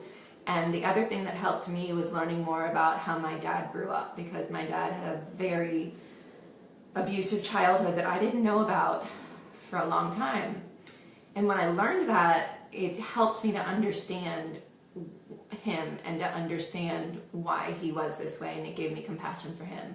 And now that he's passed on, I have nothing but compassion for him, because I recognize that my dad, who I had the most difficult, we had a very challenging relationship, he's also my best teacher, right? Because how do we set boundaries for ourselves if we don't have somebody there pushing us to do it? How do we learn how to take care of ourselves if we don't have these situations in our life? These challenging situations in our life, they help us grow, they help us evolve, they help us clear out these emotions that we've been stuffing down our whole life, you know? So that is my answer to this, and just see if that makes sense. This, I try to, see if it feels right to you, and again, only you will know that this feels very tightly wound to you wanting to prove your mom to be wrong, and you hoping that your mom's gonna see that or know that, or maybe you just want to prove to everybody else that she's wrong.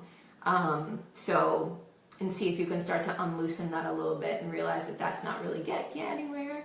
And then see if you can start to see what beliefs are being triggered here for you and how you can clean up your side of the street. And then as you start to do this emotional work, you'll start to see this from a new point of view, and you won't be so locked into it. Right now, you're really locked into the battle, and that's because you have given all your power to your mom. You gotta take your own power back. Figure out what you need to do to make you feel good. And again, feed the energy of what's working really well in your life. And this will start to feel better for you. So see how that lands. Okay, I think there was one more question that came up while I was talking. Let's see. Josie says, this week I almost had a moment of self-sabotage when I felt defeated and like I was failing my daughters. It was late. My toddler was being put down to bed by her dad. I was nursing our infant. My toddler started screaming for me while my infant was screaming because she wanted more milk than I could supply. It was a long day and everyone wanted a piece of me. It took an hour to get them all settled. Then all I wanted to do was eat a big bowl of ice cream and escape into the TV. I didn't do that because I'm on a restrictive Whole30 course, and without that program I probably would have given in, even though I wasn't hungry. I just needed to escape. Stress is a part of our daily life with 2 young kids, and I don't have the luxury or the time right now to distress. I have a lot of baby weight to drop, so I'm committed now, but I know that in the past when I get within 10 pounds of my goal, I lose motivation in restrictive programs. I'm again putting weight back on. Okay, well, if you have time to sit down and eat a bowl of ice cream, you have time to emotionally take care of yourself, right? We think that this takes a lot of time, and it doesn't, because what you're looking for in that bowl of ice cream is relief. You don't really want the ice cream. You want to feel good. You want to escape, right? We want to distract ourselves from the emotions, but if you had tools to emotionally support yourself, and if you could get, comfort yourself, you could emotionally support yourself and find ways to process this emotion and this stress, then you wouldn't need the food. The food is a distraction from these emotions that you don't know what to do with. So, Josie, in week 3, I talk about processing emotions. And basically when we're feeling so on edge and we're triggered by the million things that are going on, this emotional energy, emotions really it's just energy in motion, right? And physics 101, emotion, energy cannot be destroyed, it can only be transformed. And what we need to learn to do is emotionally support ourselves so that we can become alchemists, so that we can change, transform, transmute these emotions of overwhelm, frustration, anger, whatever it is for you, into a lighter feeling, right? You can transform the emotions into light. You can transform the emotions into something that feels lighter, right? These heavy emotions. And how you do that, the quickest way to transform an emotion is to simply observe it. We have all been conditioned, most of us in this class, we don't think that these heavy emotions are acceptable. We think that something's wrong with us, we think we shouldn't feel this way, it feels out of control, it feels overwhelming, and then we push them down, and then we trigger ourselves, and then we have huge emotional responses to things because we've been pushing our emotions down for so long and forcing ourselves to do things that we think we have to, and we're not allowing ourselves to emotionally process things that are coming up for us. And once you start to process your emotions, and it doesn't take a lot of time, it's just a practice. And so when you are feeling emotions, this strong emotional response like you were feeling on this day, our immediate response is to push them away, to eat, to escape. I can't handle this, this is too much for me, I can't do it, right? And instead, if you could, and I talk about this in week 3, but I'll talk about it now. It's a 3-step process. Acknowledge, observe, accept. You just have to stop for a second before you eat the bowl of ice cream, right? When you feel the strong emotional response, it doesn't mean anything has gone wrong. It means that you're bringing up these emotions and they're ready to be healed and processed and released. It's actually a good thing. So when you have this strong emotional response and you're feeling, I call it that itchy, prickly feeling right before you binge, just sit down and take a moment to acknowledge the emotion. Just say, okay, I'm having a really difficult time right now. I acknowledge that. I'm having this emotional experience. Then observe what's going on. Notice, how am I feeling in my body? Are my hands shaking? Do I have pain in my back? Do I have pain in my stomach? Am I taking shallow breaths? Take a couple of deep breaths.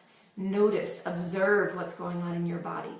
Observe what's going on in your mind. Is your mind racing? Are you having negative thoughts? Are you beating yourself up? Are you being kind to yourself? Just observe. You don't have to know why. You don't have to pick it apart. You don't have to understand it. Just observe. Because as soon as you're being curious about the emotional experience, you're no longer lost in it. And then the emotion itself, observe it. You can actually name the emotion. Oh, I'm feeling fear. Oh, I'm feeling overwhelmed. Oh, I'm feeling this, right? So acknowledge, observe, and then step 3 is to accept it. Because as soon as you send yourself unconditional love, and as soon as you send yourself, as soon as you send that part of you that is sitting in the dark and feeling so out of control, love and care, the emotion starts to transmute. It starts to dissipate. You might start to cry. You might feel like you need to scream. Whatever you need to do, follow your intuition at that part, but that unconditional acceptance, that third step of accepting yourself and this emotional experience actually activates the energy of compassion. And this actually starts to transmute the energy into a different, lighter feeling. It's like goes from a lead balloon and it starts to lift up and it gets lighter and lighter and lighter. And when you cry, that's a good thing. That means you're releasing that energy. That means that you're shifting those beliefs. because usually when we're caught in these emotional experiences, we're believing these things about ourselves that are not true. We're believing we're not capable. We're believing we're not lovable. We're believing we're not enough. We're believing that we're broken.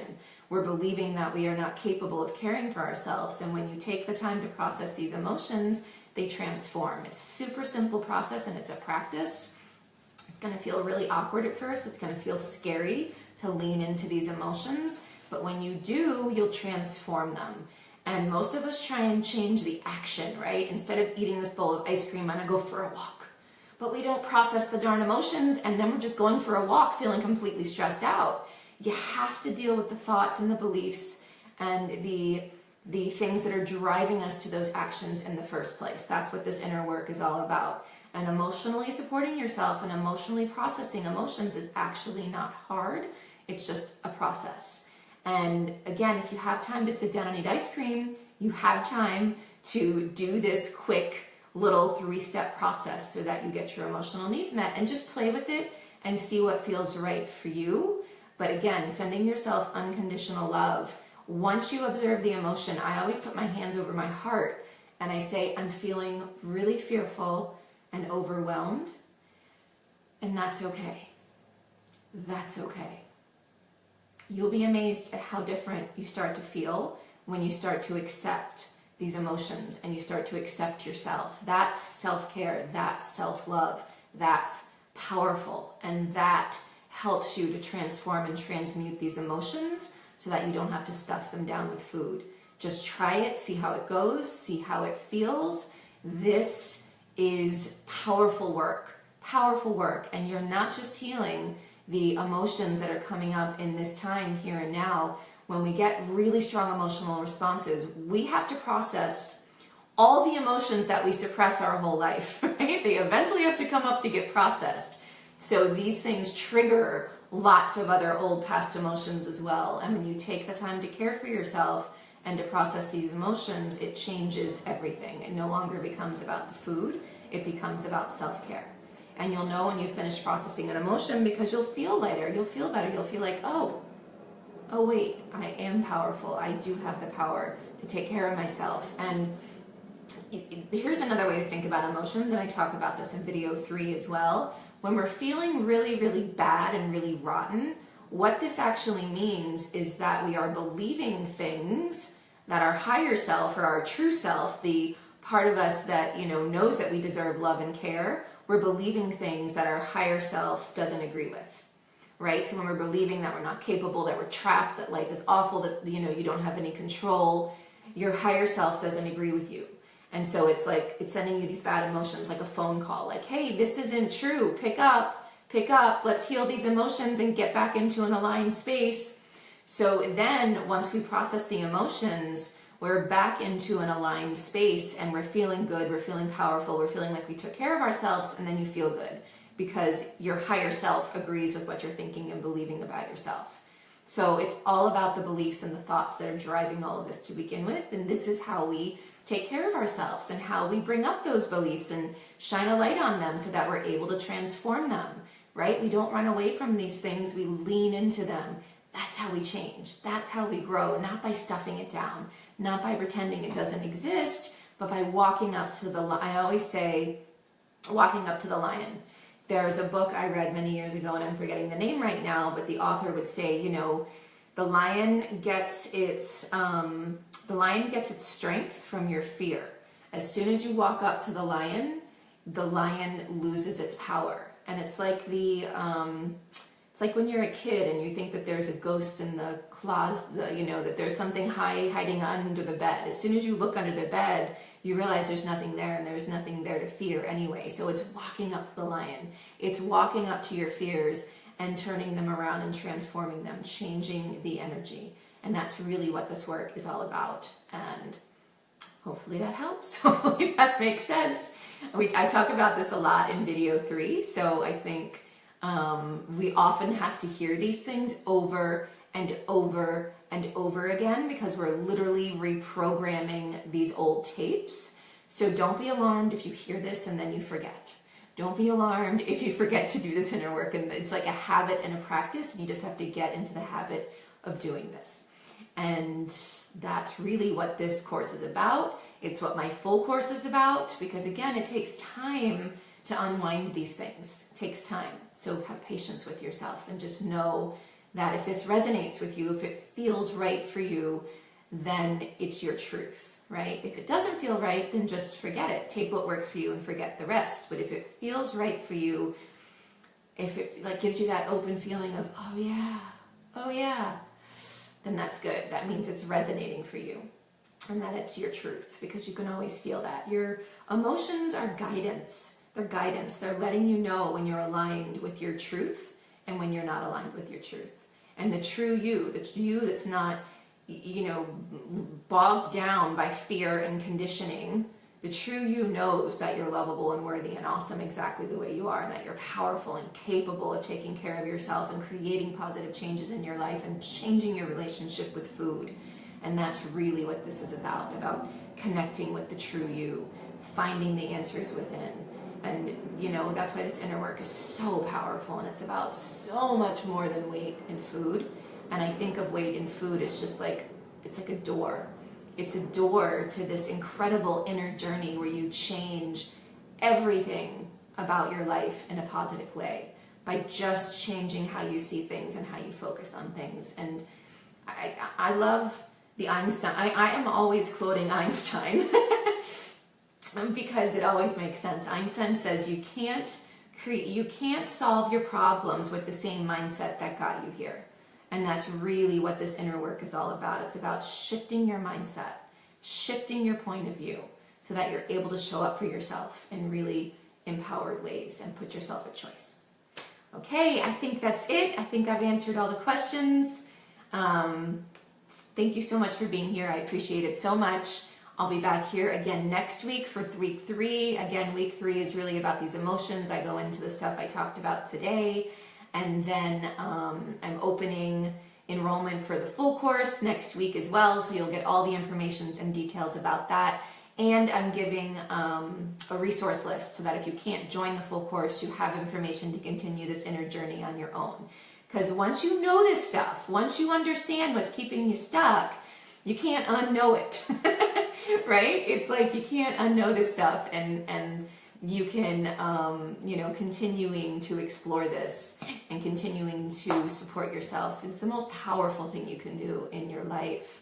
Honestly, it's an amazing thing when you start to change your viewpoint of yourself. It's pretty amazing. All right.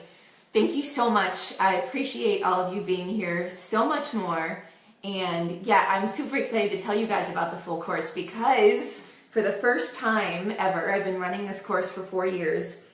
I'm going to be doing a live version of the course where I deliver all of the material in live videos, because I think it's the best way. I think I connect better. I think I deliver I think it will be stronger, more powerful material live, and it's super fun. I've never done that before, and I like doing live. Never in a million years did I think I would do live videos, or that I would like doing live videos, so it cracks me up that I'm now going to do an entire live course, but I am. So this will be more interaction than I've ever done with people before. I get a lot of requests to work one-on-one, and I have a huge list of people who want to work with me now, and so I've really moved into only doing groups like this.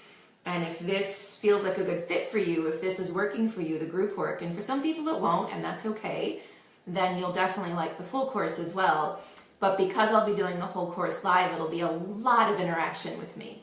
I'll be doing 3 live videos a week on Monday, Wednesday, and Friday, and they'll be recorded, so you can go in and watch them at your own pace as well, and you'll have access to the information forever. And it's going to be a lot less expensive than anything I've ever done before, because it's kind of experimental for me. So it's going to be a really awesome time if this resonates for you to join. And I'm doing a really low monthly payment plan as well. So I'm excited about it. I'm actually redesigning the whole inside of the course as well, which is really fun and exciting. And I don't know, I'm really excited about it. I feel like as I grow and evolve, the material grows and evolves as well. And the people that have been working with me for a long time, we have a very close relationship. The tribe of women that are a part of the full course are amazing. A lot of them are in this, you'll see them commenting in here. I could cry, I love them so much. It's such a supportive, wonderful group. And it's amazing to be a part of this group and to share what has helped me. Never in a million years did I think that this is what I would be doing. And I love it. And I'm so honored that you're here, and I appreciate you all so much. So thank you so much, and I will see you guys next week. And I'll send this video a link so you can watch the replay again tomorrow. And that's it. Okay, you guys, thank you so much.